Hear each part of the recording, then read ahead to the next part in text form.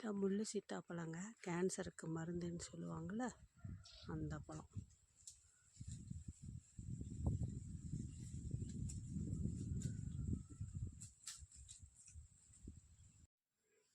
காய் சுத்தம் பண்ணுறது எப்படின்னு உங்களுக்கு காட்டுறேன். எட்ஜில் கொஞ்சமாக இப்படி கட் பண்ணி எடுத்துட்டிங்கன்னா தோல் ரிமூவ் ஆக ஆரம்பிச்சிடும். கொஞ்சம் கொஞ்சமாக எடுக்கணும். தோல் எடுக்காமல் போடுறதுக்கு அது வேகாது. ஏன்னா கொஞ்சம் ஹார்டாக இருக்கிறதுனால உங்களுக்கு சீக்கிரம் வேகாது. அதனால தான் அது தோலை எடுத்துகிட்டு போட வேண்டியதாக இருக்குது.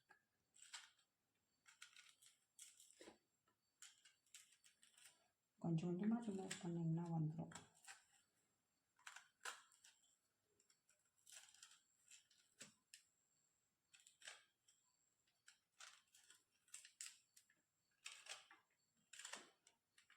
முழுசு உங்களுக்கு க்ளீன் பண்ணிவிட்டு நான் காட்டுறேன். வெங்காயம் நல்லா வதக்கிடுச்சுங்க. அந்த காயை உள்ளே போட்டுங்க. போட்டு நல்லா வதக்கிடுங்க.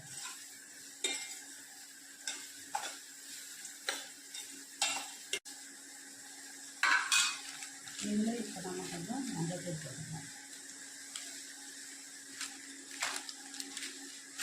கொஞ்சம் சாம்பார் தூள்.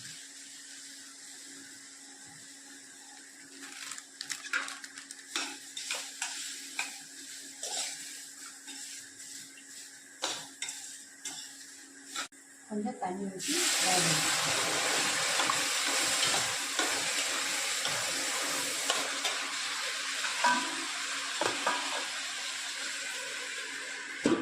பொறுத்து பாசிப்பருப்பு கொஞ்சம் போட்டு வேக வச்சு எடுத்து வச்சுருக்கோம்.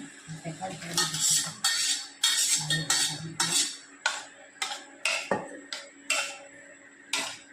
இது கூட ஒரு பிஞ்சு பெருங்காயம். நான் கட்டி பெருங்காயம் தான் யூஸ் பண்ணுறேன். ஒரு கொதி வந்துச்சுன்னா